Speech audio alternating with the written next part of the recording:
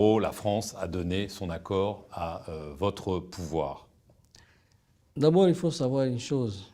La France est un pays ami et frère.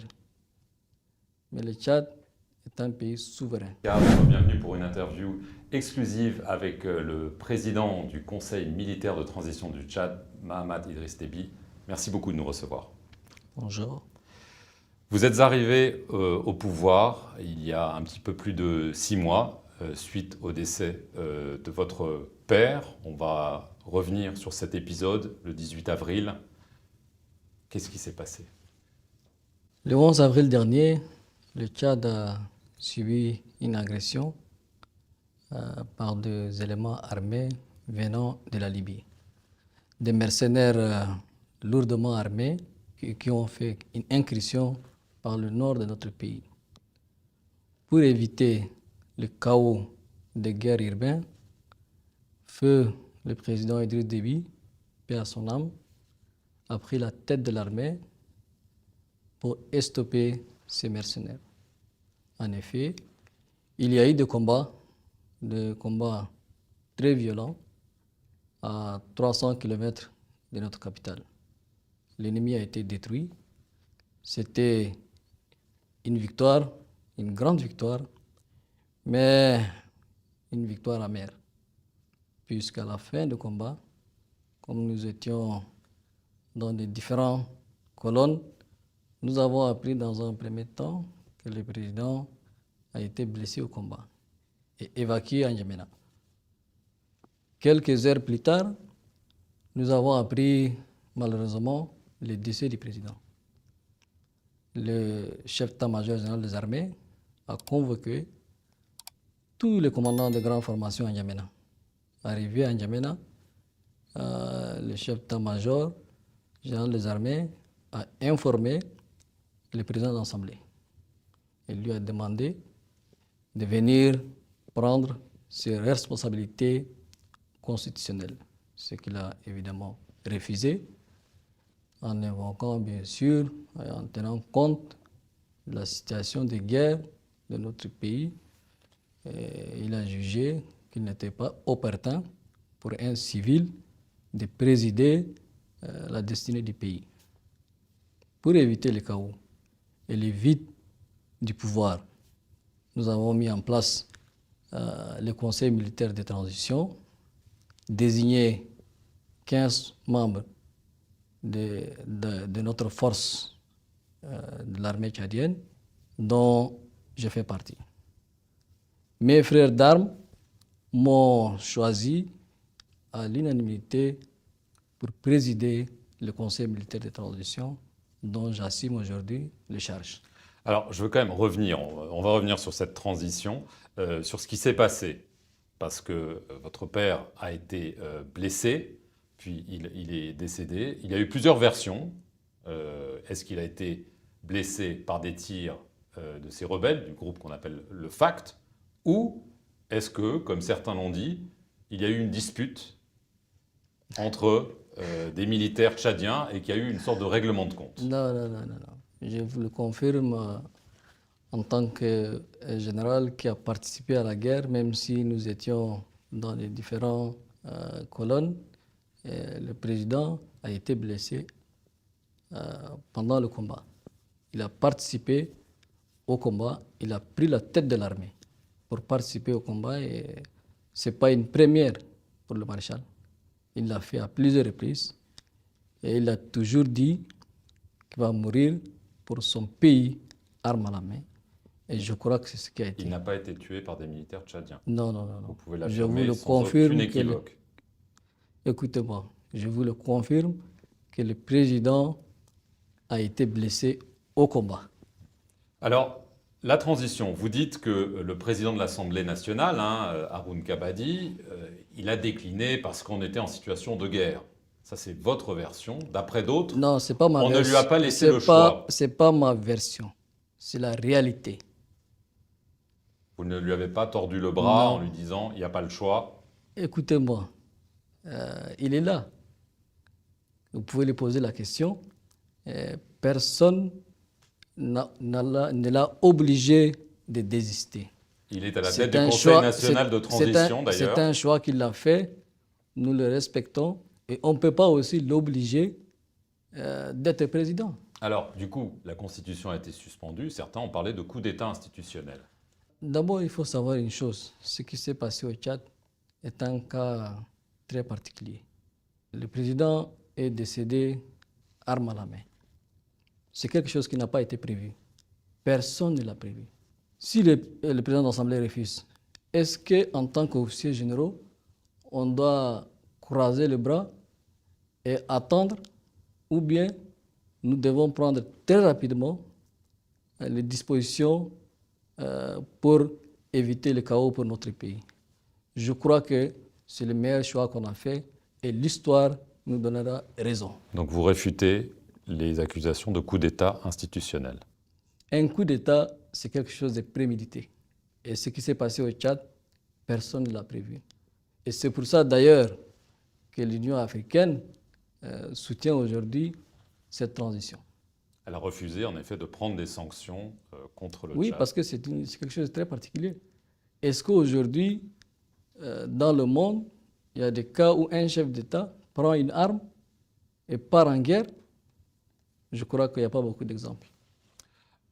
Beaucoup ont aussi noté la présence du président français, Emmanuel Macron, à N'Djamena suite au décès de votre père et affirmé qu'il venait en quelque sorte vous adouber, que en gros la France a donné son accord à votre pouvoir.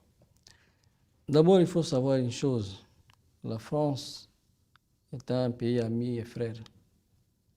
Mais le Tchad est un pays souverain. Comme je vous ai dit tout à l'heure, ce qui s'est passé au Tchad est un cas très particulier. C'est un choix qu'on a fait et je crois que la France a compris ce choix. Ce n'est pas elle qui a fait ce choix. Non, c'est la France qui a fait ce choix. C'est un choix que nous devions le prendre.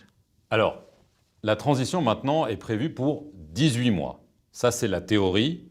On voit ailleurs, les cas sont différents, je vous l'accorde, au Mali, on verra en Guinée, que le calendrier prévu n'est pas souvent respecté. Est-ce que d'ici 18 mois, enfin depuis le début de la transition, donc moins que 18 mois, il y aura des élections au Tchad libres et transparentes? Le Conseil militaire de transition que je préside a pris des engagements devant Ferme. le peuple et devant Dieu. Notre mission première, c'est d'assurer la continuité de l'État, sécuriser notre pays, préserver l'unité nationale, organiser un dialogue national inclusif qui va réunir toutes les filles et fils du Tchad pour discuter de l'avenir de notre pays. Ensuite, l'adoption d'une nouvelle constitution. Et pour finir, avec des élections libres, démocratiques et crédibles. En tenant compte de notre feuille de route, nous sommes sur le bon timing. Alors, votre feuille de route, vous venez de la décliner, elle est très ambitieuse, elle est très chargée. Donc la question se pose, est-ce que 18 mois, de façon réaliste, vont suffire ou est-ce qu'il faudra aller plus loin? Les 18 mois sont en théorie renouvelables, d'après ce que j'ai compris. En tout cas, jusqu'à là, nous sommes sur le bon timing. Oui. Il y a la volonté politique et je crois qu'il est possible de tenir ces promesses. Il est possible, mais il n'est pas sûr. Et si elles ne sont pas tenues, vous n'hésiterez pas à dire on a besoin d'un peu plus de temps. On est sur le bon timing. Alors, vous avez parlé c'est un mot important, dialogue national inclusif. Donc, il y a une sorte de pré-dialogue, on ne va pas rentrer dans tous les détails, qui a été mis en place avec les groupes armés, 18 d'entre eux, dont d'ailleurs le groupe que vous accusez d'avoir tué votre père. Est-ce que c'est vraiment la clé pour réussir cela? Parce qu'en effet, ces dialogues n'ont jamais porté leurs fruits jusque-là. Est-ce que là, vous pensez que cette fois-ci, le succès peut être au rendez-vous? Notre mission à nous, c'est de réussir cette transition, la mission du Conseil militaire de transition.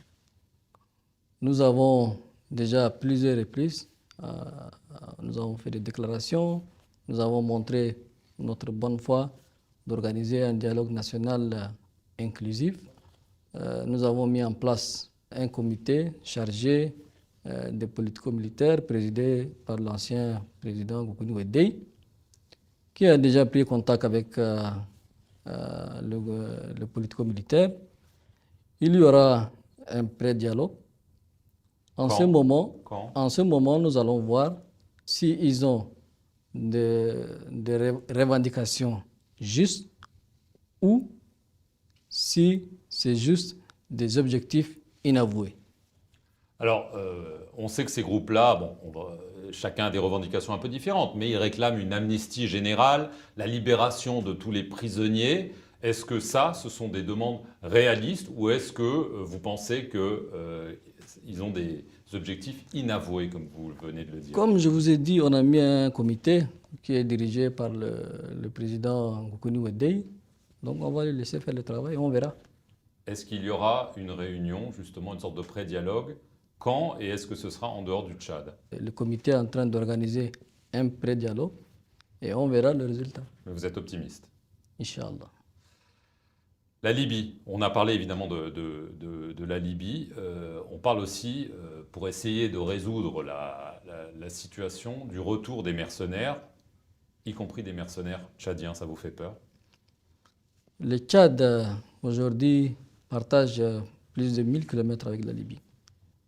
La guerre en Libye a eu des conséquences très lourdes depuis 10 ans.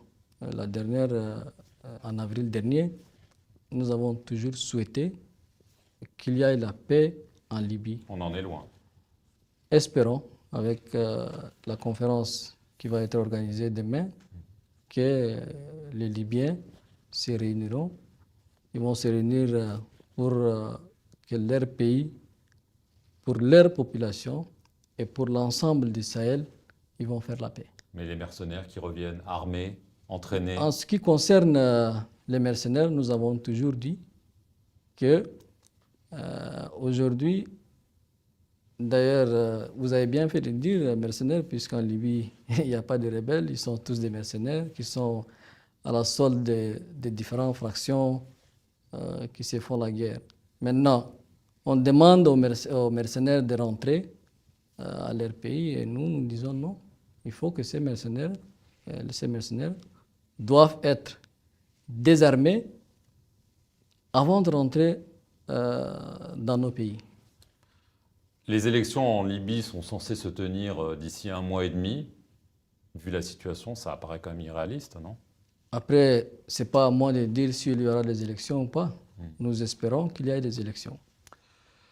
La République centrafricaine, il y a eu fin mai des soldats tchadiens qui ont été tués, même exécutés, on peut le dire.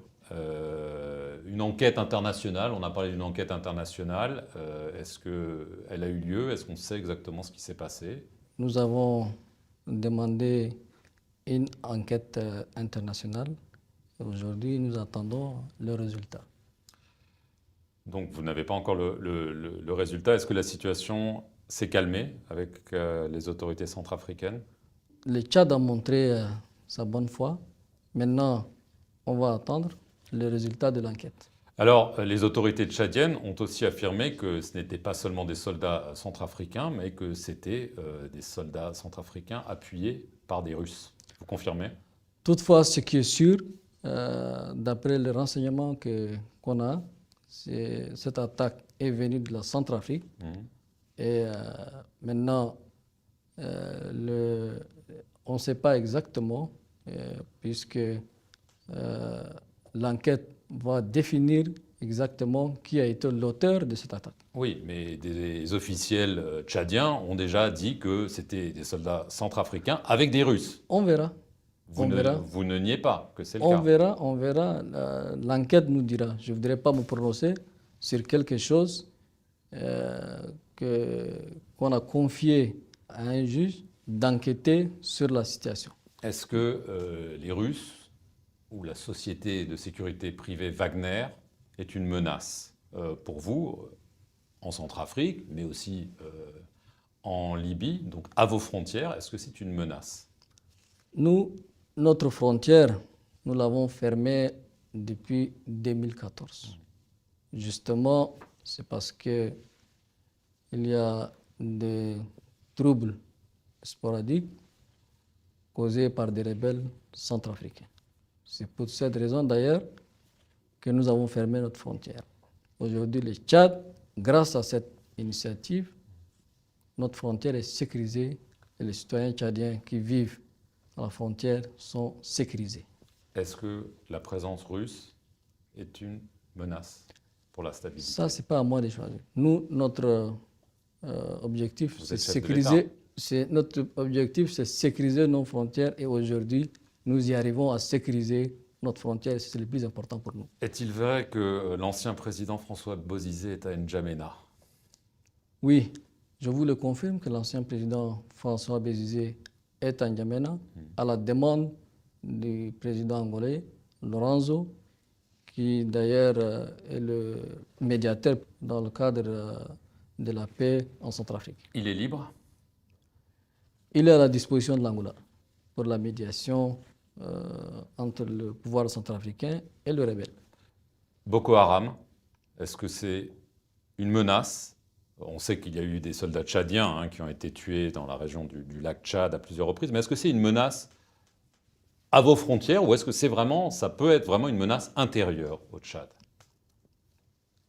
Le Tchad a pris des engagements pour combattre le terrorisme.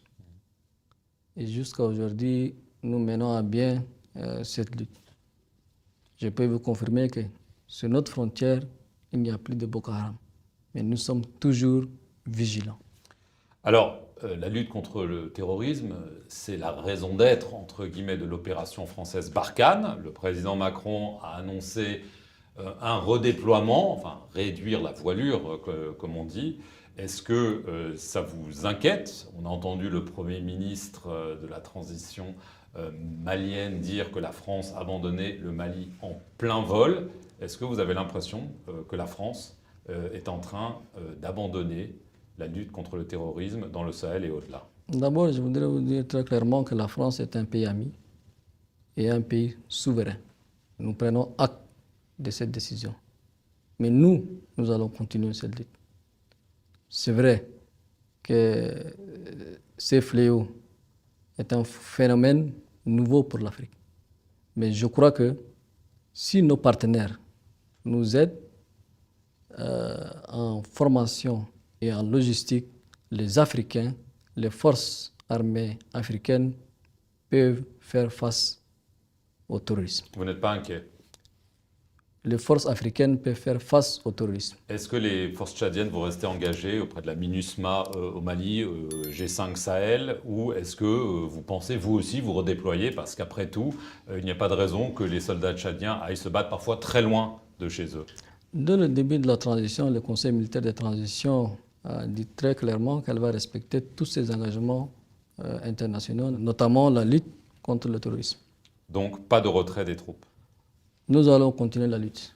Parce que quand on regarde un petit peu vos frontières et qu'on voit les menaces qu'il y a, on voit qu'il y a aussi, on l'a vu en avril, des tentatives pour prendre le pouvoir. Est-ce que ce ne serait pas peut-être plus sage de ramener plus les soldats à la maison pour s'occuper des problèmes au Tchad plutôt que de les déployer parfois sur des terrains très éloignés et de risquer de vous affaiblir? Cette lutte que nous menons, c'est une lutte noble. Nous ne le faisons pas que pour nous. Le terrorisme est un fléau mondial que nous devons combattre tous ensemble. On va terminer sur vous. Vous êtes président, j'allais dire presque par accident, si vous me permettez l'expression. Enfin, peut-être que vous n'êtes pas d'accord. Non. Peut-être que c'est Dieu qui en a voulu, ce n'est pas par accident. Alors évidemment, tout le monde se demande ce que vous allez faire. Si la transition est menée à bien d'ici 18 mois, voire un peu plus, et qu'il y a des élections, est-ce que vous serez candidat pour la présidence de la République? Aujourd'hui, ma priorité, c'est les engagements qui ont été pris par le Conseil militaire de transition que je préside. C'est-à-dire d'assurer la continuité de l'État, l'unité de notre pays, organiser le dialogue national et faire les élections libres et démocratiques. N'est-ce pas? C'est un fardeau trop lourd pour penser à ma personne. Mais si vous y arrivez, vous pouvez vous dire, ben, j'ai réussi ça, donc peut-être que Ma, j'ai les épaules, entre ma guillemets. ma mission à moi, c'est la réussite de la transition. C'est pouvoir maintenir cette unité. Mais vous pourriez me dire, je ne veux pas du tout être président, je veux retourner à ma vie d'avant. Là, vous ne le dites pas, vous dites, je veux réussir, et on verra après où je me trompe. Et je vous le dis très clairement, je suis un officier général. J'assume une responsabilité qui est très lourde. Et cette responsabilité ne me permet pas de penser à ma personne.